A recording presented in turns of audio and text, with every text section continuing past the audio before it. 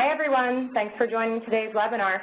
My name is Lauren Clare. I'm the Demand Generation Specialist here at Smashfly, and I'll be your host today. We're so excited that you've joined us for this awesome webinar. We have tons of great content coming up, but first I'd like to go over a few housekeeping items. You have two options for connecting to the webinar audio. You can either connect to the broadcast using your computer speakers, or you can connect with your phone. The dial-in information is available in the WebEx panel under Quick Start. If you experience any technical difficulties with WebEx today, please contact WebEx support at 1-866-229-3239, and I'll be typing this phone number into the chat panel for your reference during the webinar. After the presentation, you'll have the chance to ask Jen and Mary Grace your most burning talent acquisition questions. We encourage you to submit your questions throughout the webinar via the WebEx questions pane. We'll also be sending both the recording of today's webinar and the slides via email after the event. We'll also be live tweeting during the webinar, and we want you to join in on the discussion. We encourage you to tweet about all the great content we're about to share using the hashtag #RMROI. You'll see it on the bottom of each slide in case you need a refresher before sending your tweets. And now I'd like to introduce you to our awesome speakers today, Jennifer Tracy and Mary Grace Hennessy. Jennifer Tracy is the Senior Director of Talent Acquisition and Diversity for Bright House Networks. In this role, Jen serves as the company's Talent and Diversity Strategist and is responsible for leading the talent acquisition, diversity, and onboarding functions for the organization. Jen provides vision, direction, and strategy for the company's sourcing, workforce planning, employment branding, candidate experience, and diversity in talent operations. Jen also has years of experience working for decentralized recruiting organizations, including Aramark, Comcast, and Limited Brands. We also have Mary Grace Hennessy joining us today. Mary Grace is responsible for overseeing Smashfly's product management team and brings more than 15 years of leadership and experience in HR technology. Before joining Smashfly, Mary Grace held product management and leadership roles at both Taleo and Brass Ring and has helped many large organizations vet and optimize their recruiting strategies through better use of technology. We also have a great agenda for today's webinar. First, we'll start with addressing the question, what is recruitment marketing? We'll also go in to discuss Bright House Network's recruitment marketing challenges, how Bright House Network solves their challenges during each phase of the candidate journey, and how it's contributed to better ROI, and how you can measure recruitment marketing to ensure ROI. We'll wrap up with 5 keys to unified analytics in talent acquisition, and then we'll end with our Q&A. So with that, I'd like to say thank you to Jen and to Mary Grace, and I would like to now hand it over to Mary Grace. Great. Thanks so much, Lauren. Excited to be here today and talk with the group about recruitment marketing and ROI. So what is recruitment marketing? At Smashfly, we get asked that question a lot. We spend a lot of time talking about it. And, for every organization, the answer can be a little bit different. But fundamentally, it starts with looking at the recruitment marketing from that talent acquisition funnel. And traditional recruiting really looks at the bottom of this funnel, where you're looking at the application process, someone expressing interest for a position, becoming an applicant, and then going through selection process inside an applicant tracking system, ultimately leading to someone being hired and lots of other people not being hired, and then that person that's being hired going through some type of onboarding process and into the ERP system from there. Really where recruitment marketing plays is in the top half of this funnel with what you're doing to drive awareness, consideration, and ultimately interest, that compelling call to action to get people interested in joining your organization. And, today candidates are more sophisticated. They act far more like consumers. That's really where our focus is, on driving quality at that top end of the funnel, and then helping organizations measure throughout the life cycle here, where are we driving effectiveness within the organization. So when we try and define recruitment marketing, for us, it means every recruitment tactic that an organization uses to attract, engage, and nurture leads to ultimately convert them into more qualified applicants to fill positions both now and to build pipelines for the future. And all of those tactics could include what you're doing from a sourcing perspective, just to drive strategic sourcing initiatives, what you're doing from content marketing, email lead nurturing, social recruiting, mobile activation, both with your career site as well as through text messaging, other branding initiatives that can happen on your career site, as well as search engine optimization of all of the job content on your career site, what you're doing to engage with referrals, talent networks, job marketing as it relates to the most traditional and basic ways of getting jobs out there and promoted and driving traffic to jobs, employer branding, managing events, doing automation around how you segment and pipeline and engage with talent, doing those advanced CRM capabilities for those more high-touch positions that need that extra effort and focus, and then bringing it all together from an analytics perspective so that you understand, of the money you're spending, where is it driving the most efficiency for the organization, and where are you getting the most return? So Jen, I'd love to just hear from you. What does recruitment marketing mean at Bright House Networks, and talk at a high level maybe about some of the challenges your team has faced that led you down a journey of looking for solutions in this area. I'm going to spend some time with you this afternoon.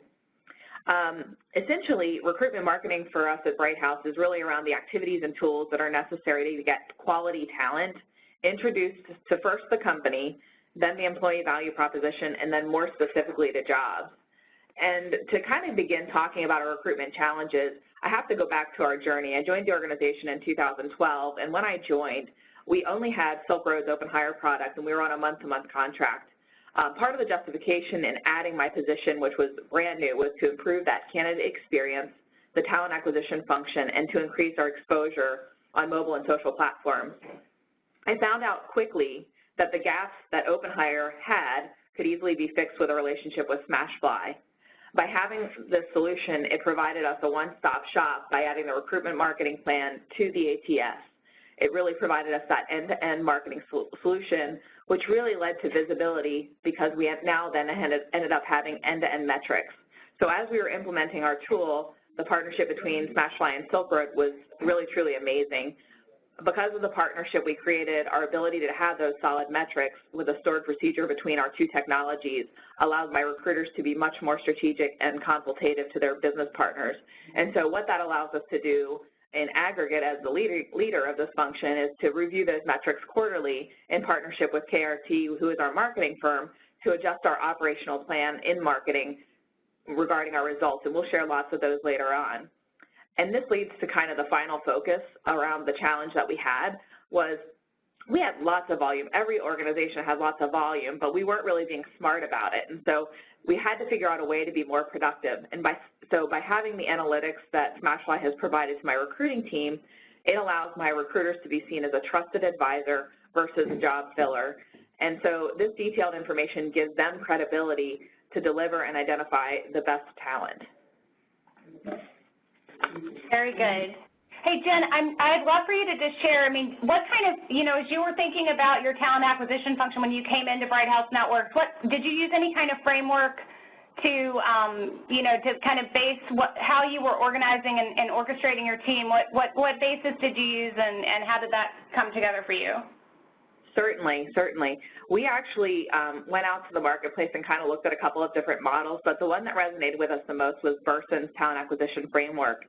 And so what I was really trying to target was being able to use a model that really provided a holistic view of talent acquisition. And the Burson model really allowed us to do that. And so let me just kind of describe it as much as I can visually for the audience. Essentially, the base or the foundation of this model is the tools and technology, as well as the recruiting partners. So whether that's executive search firms, contingent partners, contract recruiters, all of that is part of the platform. Then the overarching part or guidelines of the model itself are really centered around the employee value proposition, the company values, as well as workforce planning, including different employee segments. And then on the left-hand side of the model, it includes the recruiting processes and roles, and also the candidate relationship management, which is extremely important. And the right-hand side actually includes compliance and metrics. And then in the middle is really where all of the stuff that makes the engine work within recruiting exists. And so that really includes all of the positions and profiles we might target or go after, It also includes the employment branding, how we source, how we select, and then also how we hire and onboard those employees into the business.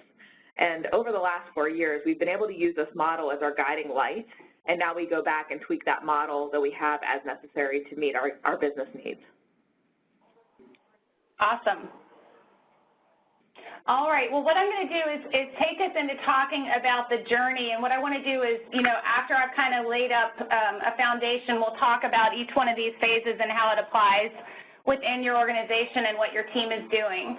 Right, so first in the candidate journey, you've got attraction. What are we doing to get the market aware of your organization? What are you doing from a job ads perspective, awareness at events, blog articles, other content that might be done, employer reviews, search engine optimization, referrals are all examples of things that can happen to help attract leads or pre-applicants, as we call them, to an organization to gain awareness. And then once you've got them visiting, what do we do to engage them? So the content on those career site pages, calls to action like joining the talent network, or giving content like stories, referencing any awards or lists that are relevant to kind of promote what's unique and special about that employee value prop and engaging with it. And then as we engage with people, what can we do to nurture them? What do you do to stay top of mind in the awareness mental state, if you will, of the candidate pool that you want to target through email marketing campaigns, content such as newsletters or retargeting messaging based on people's prior engagement or behaviors. Ultimately, the call to action here is to convert people into applicants. So that call to action really is applying for a job, right? Becoming an applicant in the applicant tracking system, and also helping keep things top of mind through job alerts, which are another key call to action to get people to apply to jobs. Also doing direct sourcing or recruiter outreach are ways to get people to ultimately convert as well. So that's, kind of at a high level, one way to frame it. And now if we could just talk through maybe, Jen, for each of those areas, what is it that Bright House is doing? What have you learned over time? And if we can start with attract. Certainly. So when we started using Smashfly, we started first by using the job distribution tool. And some of that was we just had to build upon our successes as we moved along. And so that was the first step in our process.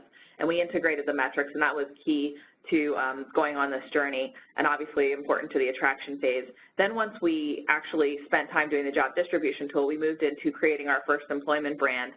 And we developed that by using the career marketing site of the Smashfly platform to make our career sections mobile enabled. After that, we wanted to create a more intimate relationship with our employer referrals, and we rebranded our employer referral program and then relaunched Smashfly's employer referral module, which I'll talk a little bit more later about those details.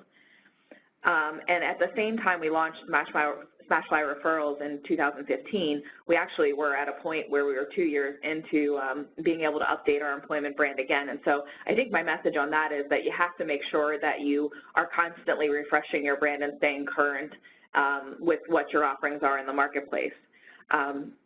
Because of those detailed analytics that we got from Smashfly and from all of these tools, we were able to get extremely granular in our strategy. And so I'm going to share with you on the next couple of slides some results in what we've focused on this year, which is in 2016. So what you're seeing on the screen is the first of one of our strategies that we used in 2016. We shifted a significant amount of our marketing spend from any of the job boards or any of the other tools that might be out there into PayPerClick this year. And I'll talk about two different veins. And so this particular vein is direct pay-per-click that is set up, trackable through Smashfly with Facebook and LinkedIn, as well as Google.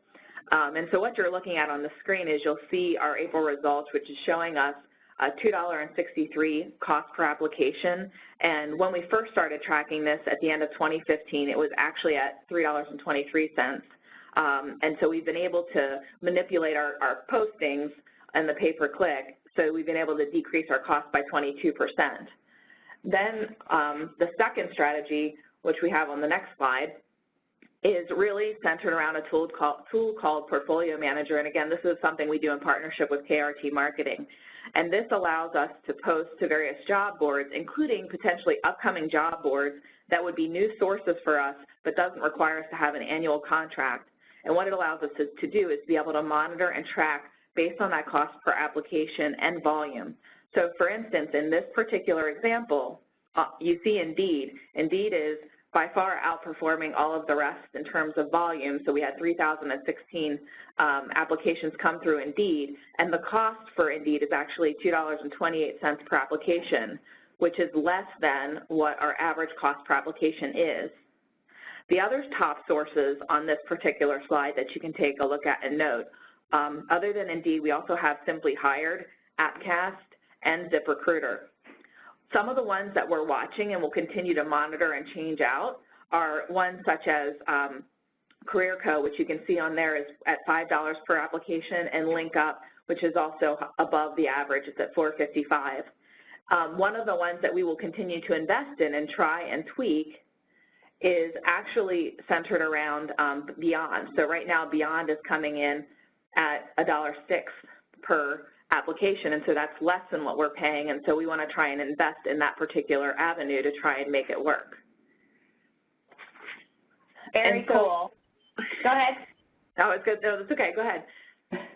I'd love to hear, so as you guys decided to make this strategic shift, and I remember when you guys started with us in 2012, and it was getting the job boards up, getting the career site up, and I'd just love to hear a little bit about that thought process that moved you to this pay-per-click. And I do want to clarify, so when you talk about Indeed, that Indeed is Indeed's pay-per-click, not their organic. That's why you have a cost per application, right? So, Correct. And there's another line item altogether for Indeed organic, but this is looking at where you're spending money, not the free stuff you get, but when you spend money, you had one strategy and it shifted. And I'd love to just hear a little bit about the mentality behind that decision to shift, like what caused that shift to happen. Well, so I think that there's a couple of factors in play here, Mary Grace, and I appreciate the question. So the first thing I would say is obviously in the last 5 years, the marketplace has shifted, and so now we're at a point where we probably do need to be spending more money to get the right people in the door and making sure we're targeting towards those right people. And so that was probably step one, because before, 5 years ago, we could pretty much, it was more of an employer choice. Well, now it's starting to get back to where it's a candidate choice. And so in that vein, you have to make sure you have a great marketing plan. I would say the second thing is we monitored very early on, very closely, what the cost per hire was per job board. And so I'll take LinkedIn and Career Builder as a specific use case. And so with Career Builder, my cost per hire was coming in at about $2,000 if I look at total spend for what we were spending. And so that just doesn't make any sense. My total cost per hire is way less than that, and it doesn't make sense to continue to invest in something that costs me more than what I should be spending. And then the same thing with LinkedIn. While we do get some results from LinkedIn, one of the things that, this also goes back to the composite of your workforce. So 80% of our workforce is hourly, and while I do believe that there is a significant presence on LinkedIn, the value is not coming back from that. And so what I often experience is, the proposal I get back from LinkedIn is usually the entire cost of my entire marketing budget for the year, which is unrealistic. Wow.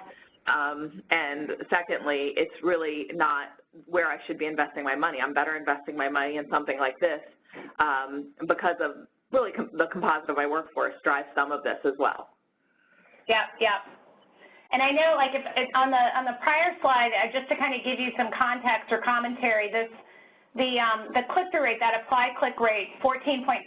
If I compare that to some people look and say, well, the click-through rate on a job board is higher, or the click-through rate on Indeed is far lower. I know the typical click-through rate we'll see on Indeed for organic is around 1%. So this concept of doing the pay-per-click where you're getting it targeted ads that are being placed more strategically is basically it's a 15x increase in what you can get through natural traffic to passive people than you would get through an organic play on the same type of boards. That's what I'm seeing from what you're showing. So that's pretty amazing. Yes, it's really great when you can get this granular with data. I'm probably a little overboard with it, but I really do enjoy it. All right, awesome. So let's transition over to Engage. What are you doing as it relates to that engagement once you've got your applicants or people visiting? Okay, so as I mentioned previously, we wanted to invest in our employee referral program, which is really, honestly, if you think about it, it's the easiest population to engage. I mean, it's right at your fingertips. You may or may, if you have really good communication tools within your company, you can probably reach them pretty easily. And so in 2014, we really rebranded the employer referral program and invested in a re-education process, which kind of laid a nice foundation. And then in 2015, we launched Smashfly Referrals, and the results we've seen were really phenomenal, and obviously something we're continuing to work on. But we basically increased our referral hires to close to 2,000, which was 152% improvement over the previous year, and we really increased our referrals by 95%. And as a percent of hire, I'm not satisfied with where we are, because I think best in class, from what I've always heard, is around 30%. Yeah. So that's something we continue to work on. But you always have to have something to work on too. Absolutely.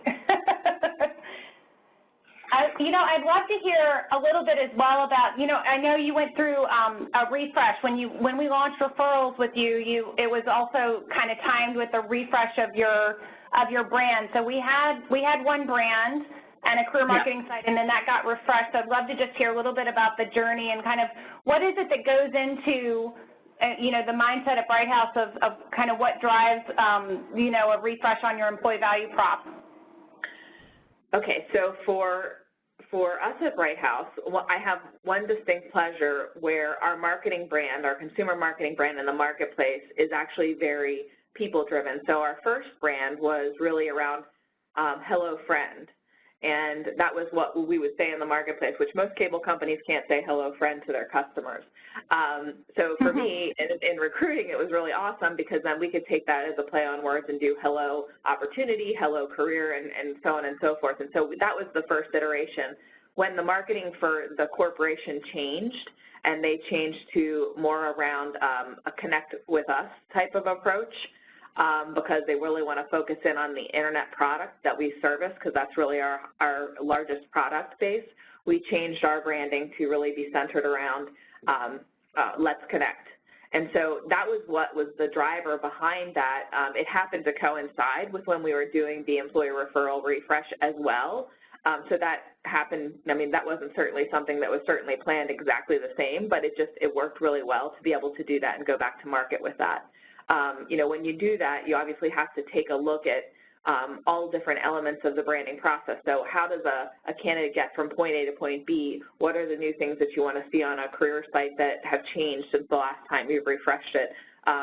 What other things can you change, because, you've gotten your corporate communications more on your side, and it makes it a little easier to transform.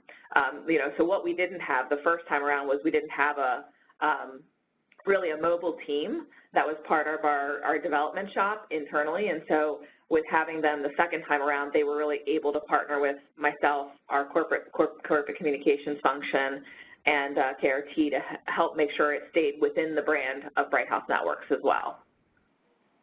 Yeah, that's great, and I love that you brought up the mobile piece. I mean, having that mobile responsiveness on the site. I mean, we've seen from the stats that we're anywhere from 20 to 30% of visitors now are going to be coming in from that mobile site. So that ability to kind of increase the yield and access to that audience is certainly important and great. All right, let's go on to nurturing, and let's talk a little bit about what you do as it relates to engaging folks that are in your talent network. Sure, certainly. As I had mentioned previously, we have, within our organization, last year we hired really about 1,570 care agents and technicians, which makes up about 60% of our total hires. And what we do to make sure we're nurturing this body of people is we leverage the CRM tool within Smashfly to reach out to candidates that sign up in our talent network. So for one of our more recent marketing campaigns in customer care, we used a marketing campaign to campaign out to 246 people that had indicated they had interest in a customer care position. And out of that, we talked to 30% of those people, and 3% were actually hired or in the offer process. And while 3% doesn't seem like a lot, when you consider the fact that less than 1% of people that come knocking at our door or apply to a position or click through to a job, you hire less than 1%, it's a pretty good return rate to maximize those people that are already in your existing database. And at the end of the day, you need to have more than one tool in your toolbox to be reaching and nurturing that audience, and the CRM process has been really valuable for us. What you're looking at now on the screen is some of the campaigns that we use, and I'm specifically looking at the box that's underneath the email SMS at the bottom. And so what you'll see there is we have the workflow TC welcome job opt-in application. So we sent that to 774 people, and we got 44 apply clicks back. And same thing on the 72-hour job reminder. And so this is a situation where somebody may have clicked on it, but they didn't decide to apply at that time. So out of the 268 that we sent that communication to, another 65 came back and then completed the application. And so thinking through all of the different ways you can continue to re-engage the candidate population is critical to make sure you're getting the right talent back in your doorstep. And what you see at the bottom there is our total number of views, clicks, and actually hired. And, this is kind of normal statistics at the bottom for us. And so, we hired 13 people out of 6,000 people that viewed us. And so I just thought it would be helpful to see what the back end of our system looks like a little bit. Yeah, absolutely. Absolutely. And that's the key, is that basically agnostic, every channel's being consistently tracked and reported on apples to apples, oranges to oranges, right? So there's not a, this gets tracked this way, views get tracked this way in one system and another way in another system. So when you roll the data up, they act differently. So. Absolutely. All right. All right. So let's talk a little bit about, the last phase here, and just talk a little bit about some of the analytics that you've been able to see through the people that we are driving traffic for. Certainly.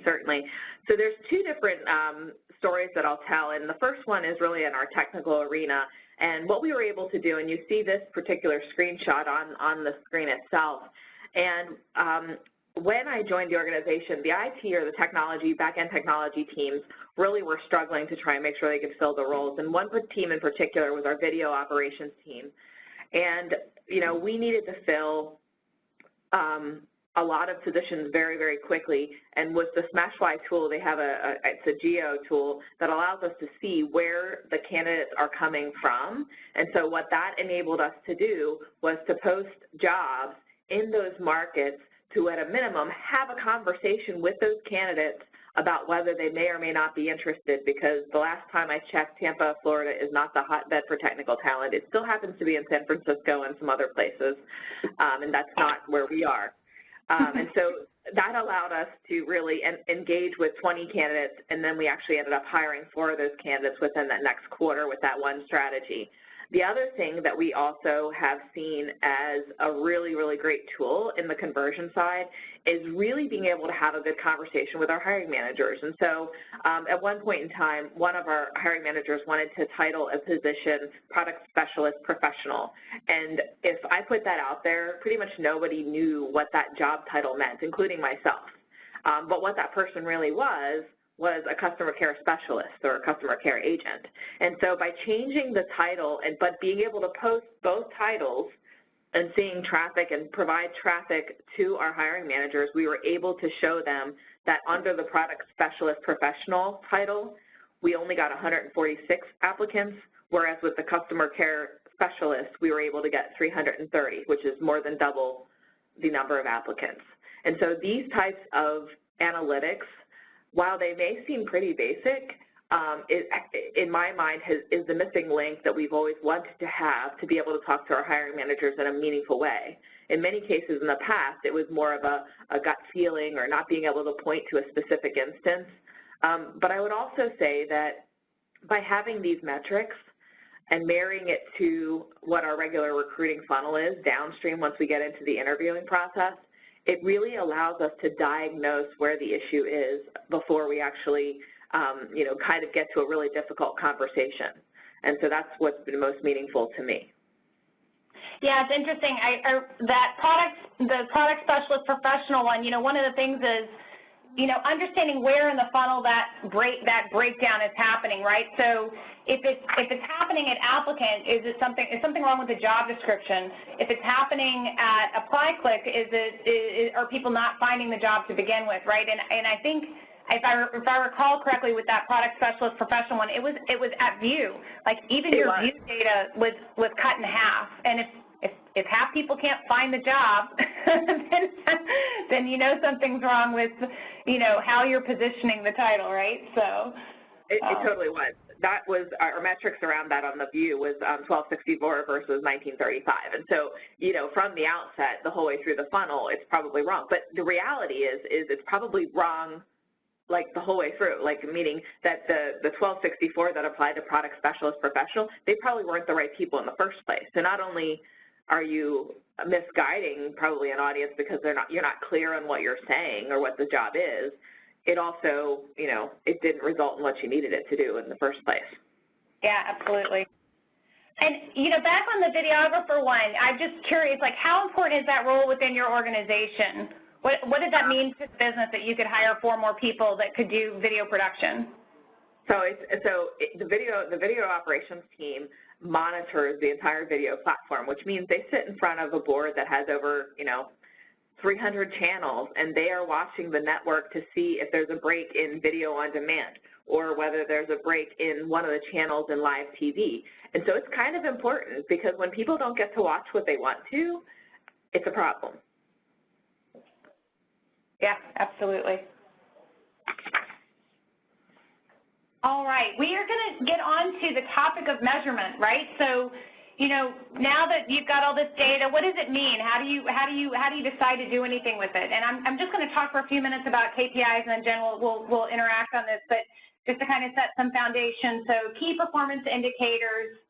What is it that people, we're going to just kind of set up some basic foundational to thinking about KPIs and how an organization might go about thinking about what KPIs they want to measure and what to do about them, right? So it starts with a business problem. For example, I have high turnover, or I've got too many or too few or the wrong applicants. But to your point, Jen, of if they don't see the right title, they might apply to the wrong job because they don't understand. How am I going to have success with our brand from a recruitment marketing perspective, or it's taking too long to fill or find people? So those are all problems that can happen. And so the question is, what is it that I can measure that will help us address that business problem, right? So if it's high turnover, it's what am I doing to drive better costs for the quality that I'm getting? Or if I've got the wrong applicants, what sources am I using? Or it might be what content am I using? So it's looking at the problem and then determining what is a KPI that I can use, that I can benchmark, that I can define, and then measure against that. How recruitment marketing success might be the time to find. So it's one thing to be able to think about the overall cycle, but what is it from a time perspective that actually is tied to recruitment marketing? And so if we're talking about that top half of the funnel, we're really talking about what we're doing to shorten that time to get to quality talent, because we've built pipelines and we're not starting at Groundhog Day every time, right? And then, overall pipeline health. So if it takes too long to find or fill people, that time to find, what could we do to improve the overall health of the pipeline? So those are all things that could be looked at from a KPI perspective, where, the next step is in figuring out what is it that I'm going to measure, what is it that I can benchmark today with the data I have, or what data do I need? What data do I need to go find and be able to track so that I can actually have an impact on these business problems? Right? And so the next thing is then taking those KPIs, now that we've defined them and decided what it is that we're going to measure, and we figured out a way to actually measure it, then it's taking actions and then determining if that's impacting that KPI that we've now figured out how to track, right? So if I want to impact my cost per quality, I'm going to streamline my spend. I'm going to change how I spend. Now that I have my data, I can decide I'm not going to spend money on LinkedIn and job boards anymore. I'm going to focus and change my strategy to be about pay-per-click. or source quality. If I'm going to decide, let's take the action of streamlining the sources, and does that improve the quality I'm getting from the focus channels that I'm using? It's funny, as I look across our customers, we will implement hundreds and hundreds of source channels for customers when they first start that they are using, and inevitably they're 20. They're 20 that are producing results out of the litany that come in at the start. So getting to that point of having that visibility so that people can focus their efforts on what's actually producing results. Time to find, being able to build that pre-applicant pool might be an action that you take to help with that. And then segmentation. Being able to get to the point where there's an understanding of a given population. Jen, in your example, the video engineering position, that being a really important role for the organization and how the success of the organization is managed. So what do we do to segment those people, target how we think about marketing to them and engaging with them in a way that is targeted to what we need to do to get to the point where we've got good pipelines of talent in those areas. So those are just a couple things to think about, and so a couple of just general recommendations we would have is thinking about, the completeness of the strategy, everything being measured that can be. Is the data real time? Can you actually get access to the data that you need in order to know what your KPI is, to actually get to the point where you have a number to measure against? Is the data centralized? Can you operate in a centralized fashion? A lot of times in a decentralized organization, and Jen, you mentioned that, I'd love to just dive into the decentralized nature and what it means to be centralized versus not, and what does that do to the data you can get access to? Is it accurate? Is it integrated? Right, so those are all kind of things just to consider. So I'll kind of just lay that as a foundation, and then Jen would love to kind of just hear your thoughts on what has it meant for you, not just at Bright House, but maybe at some of the past places when you were at Aramark or Comcast. How did you guys go about thinking about, what it was that you were going to measure and decide were the key business drivers for you? So I've had the pleasure of being in a centralized organization for 4 years and certainly have loved it. And obviously, also because of the number of hires I'm doing, it's a whole different ballgame compared to when I was at Comcast and Aramark. So I've enjoyed that because I've really been able to drive consistency in process and pretty much end to end. And so that's really allowed us to be really, really good at what we do. And so I'm thankful for that. Not to say that you can't do it in a decentralized organization, but I think you have to start with a focus of trying to centralize administrative tasks as much as possible. So for instance, instead of having all of the recruiters be doing like opening requisitions and closing requisitions, that type of thing, try and segment some of the work so that you can at least drive consistency in some elements of the process. When you're in a decentralized organization, those local processes for interviewing and so on and so forth likely are going to be different. But that doesn't mean that you can't still affect change. You still want to measure everything because you still will be able to diagnose and also probably in some ways be able to compare and show some best cases, by having those different work streams. But it is helpful to the extent possible where you can have some of those elements being centralized. And so, for instance, with our job postings, we don't have like all of our recruiters doing all of the activity in Smashfly. So we limit that to a core group of recruiters that we know how to use the tool, know how to use the data within the tool, and the goal is always to continue to evolve and develop your team, but that doesn't mean that you have to have everyone to be the expert. So I think those are the key things I would highlight. Yeah, and I know in today's world, you're working in a situation where the data is integrated and it's current.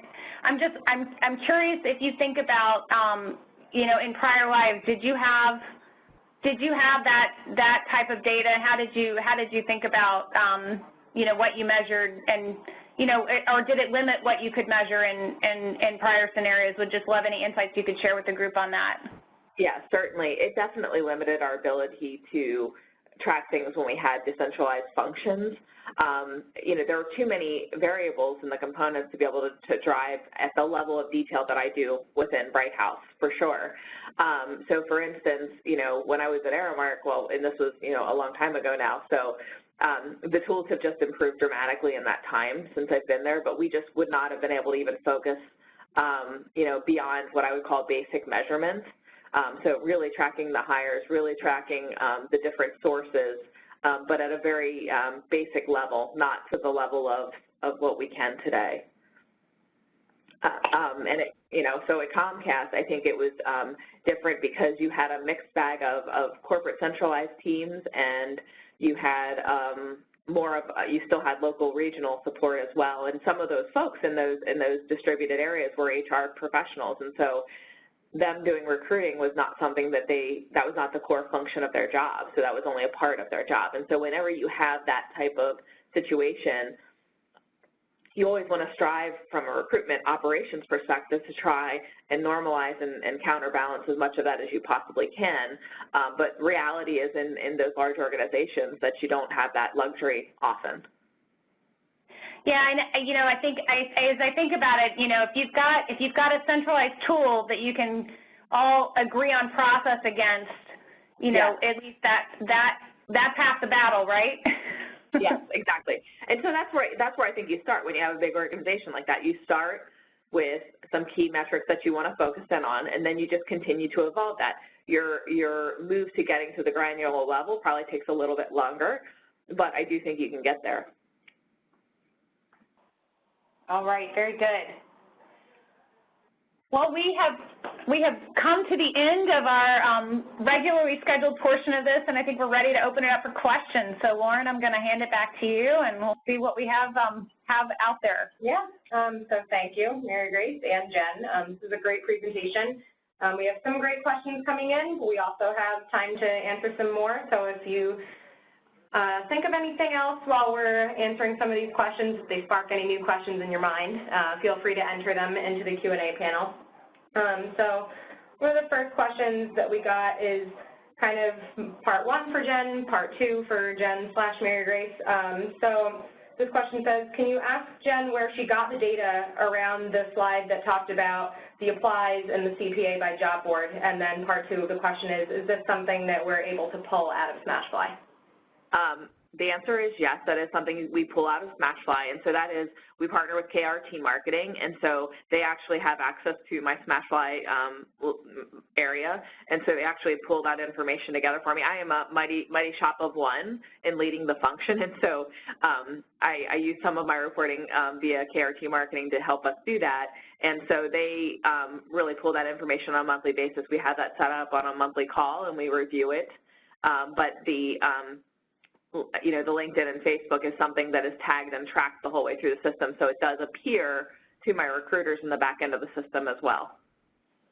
Yeah, so just to kind of, I'll piggyback on that. So what we're tracking is by source. So every source channel that somebody wants to track in our system becomes a source, and that source is then tracked with the metrics against it: views, apply clicks, contacts, applicants at the job level, and then can get aggregated up by any slice that's on the job. So if you're tracking job category on the job, or you're tracking who the recruiter is on a job, then you can aggregate and slice the data by source and by whatever metric on the job we want to cut that data by. So it's very easy to aggregate by category or location, or even groups of people that are doing things. And then the other thing to know is, the channels that we're tracking encompass anything that is an integrated job board, or if it's not an integrated job board because it's something like a link that somebody needs and they're going to generate something, then they can use universal tracking links. There are also ways to dynamically generate links. We've got like 16 different ways till Sunday to get a source channel to get recognized in Smashfly and start tracking against it. We're all about finding sources and tracking them. So. Great, thanks. Another great question that we got, which is geared toward Jen. How often are you checking in on your metrics and monitoring? Is it like a daily, weekly, monthly, quarterly? And then how do you decide which metrics you want to focus on? Great question. So what I would tell you is that I expect my recruiters to be watching their metrics on a daily basis. I do not watch them on a daily basis. I do actually work on several positions for the organization at the executive level, so if I had a position, I would be monitoring that on a daily basis. But in my hat as the leader of the organization, I do look at that more on a monthly basis and comparing that against what we had set out from a budgetary perspective and making sure we can tweak and monitor that. Okay, so this question might appeal more to you at the more leadership role. How often do you change your strategy and tactics based on the analytics reporting? Is this something that's yearly or maybe more often than that? So on the PayPerClick, we definitely change it more frequently because we can and should, because it's real-time information, so you can look at it more closely. In terms of our annual contracts, we do that annually, obviously, because that's something we still do have, but we just have reduced the spend that we have at that level. In terms of our general strategies, and if the marketplace is affecting us, we have to respond to that marketplace. So for instance, right now we are definitely starting to see a challenge in our customer care area because the available pool of people is continuing to shrink and be smaller and so on and so forth. So we have to partner not only with our hiring managers, but also with our compensation professionals to make sure that we're being the most competitive we can be in the marketplace to ensure we're getting the people hired for the organization to provide the best customer service. Awesome. Jen, you just mentioned PPC, and that sparked a question. Do you fill all of your openings with PPC and organic CTA, or if not, what do you do to help meet some of your more passive candidates? So we still have tools like LinkedIn. I just have limited, so there's only 2 people on my team that actually have LinkedIn recruiter licenses. So they would still use that as a tool. But one of the things that they also can do is, because of the CRM tool and functionality within Smashfly, we can also make folders of passive candidates to hold them until we're at a point in time where we're ready to use them. So, there's lots of different ways we continue to work with passive candidates as well. Awesome. We also have someone that mentioned, when you were mentioning CPA, they were saying that, LinkedIn does bring a lot of awareness to their employment brand. Do you ever take that into account, choosing not to allocate resources to items such as LinkedIn, or do you always just measure based on CPA? No, I certainly don't. I mean, you have to have a holistic approach, right? So there are things like LinkedIn, the company pages, as well as Glassdoor. Glassdoor is probably my favorite to use as that example. We also monitor, and we didn't cover that in this particular conversation, all the employment forums that are around Indeed, Glassdoor, and so on and so forth, to make sure that we really have a good pulse, because how we use that information, and it's not as easily quantifiable, and so it's probably why it's not so easy to talk about, but we actually take the time to have a quarterly review of those employment review forums to make sure we have a good pulse in the organization. So if, for instance, one of our employees posts something that seems really interesting or counter to what we would want going on in one of our call centers or in our technician world, we would share that with the business leader to make sure that they're aware that that's feedback that we're getting. Now, you always take that with, a grain of salt, because it's still a review, but it's still an important tool, and I'll give a perfect example of how this is helpful. About 1.5 years ago, we went through a digitization process where we made our entire network in the city of Orlando all digital. And when we did that, you're impacting customers whether you like it or not, and so that generated a lot of customer call volume, which then made a lot of stress for our employees, and we saw that in the employment reviews. And so it's these other social tools are still helpful, not necessarily just for filling jobs, but really to keep a good pulse on the organization, to keep it healthy. And I think that's important. Same thing happened when we did a billing conversion. Our billing system obviously touches every one of our customers, and we had to convert that in Tampa. We saw a spike in our employment comments at that point. And so your ability to have a good social strategy and making sure responding to your employee base in a meaningful way and engaging with them is extremely important. So I have a question on that I want to ask. So Jen, the impact to the not just on filling positions, but to the business in general, based on what's happening from a social commentary perspective. I'm just curious, like, who owns monitoring? Is it within your organization that you own monitoring the social footprint of what's being said in areas like that and bubbling that up to the business, or is marketing or other teams monitoring that same content as well? I'm just curious. So on the employment forums, it is my team that is responding.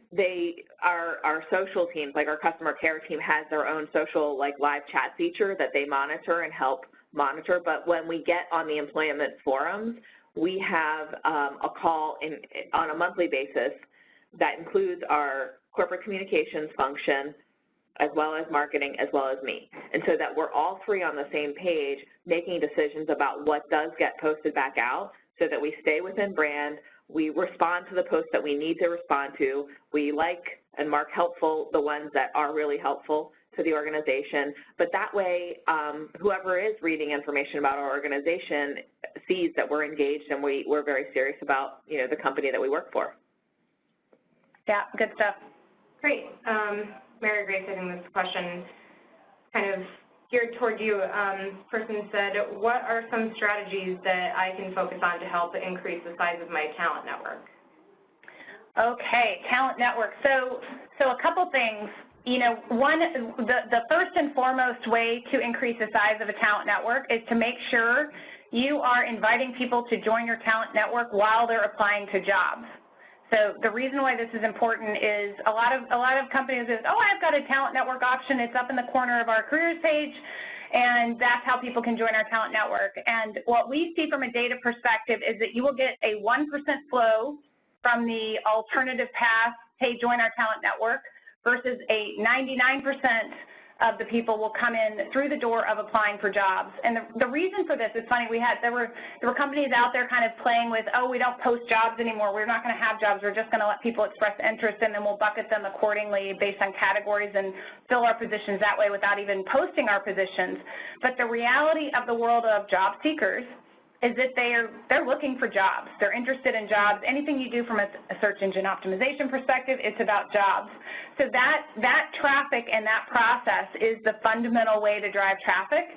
And so the first and foremost, invite people into the talent network while they're applying. So that's one way. And then the other ways are if there's certain areas where you've got specific talent needs, what can you do strategically? Are there lists that you can buy to do outreach that are very targeted and specific? Or can you market in geographies that maybe you wouldn't otherwise market in? Jen's example of seeing the fact that, videographers, while her position's in Tampa, there's traffic in New York and San Diego, then let's post the job in that specific geography in order to drive traffic in that area. And then just general promotion. You've got companies like GE that is doing ads on television to drive traffic, and I've heard stats that they've gotten like an 8x-fold increase in applicants just because of doing employment ads that are really focused. Those are recruitment marketing ads, right? So there are all kinds of ways to be creative in how you drive traffic and awareness. So. Awesome, thanks. We just got a question that is very common at Smashfly, so Mary Grace, I'm going to just let you answer this one for everyone on the line. What ATSs work well with Smashfly, and do some people use Smashfly as their ATS? Other than Smashfly, no one uses us as their ATS, but we do use it ourselves as one, and we only do that because we're small. We're very, very small, smaller than our clients are for sure. And we do not tout to be an ATS. We have specific capabilities that we know ATSs have that we explicitly don't have on purpose so that we're not your ATS.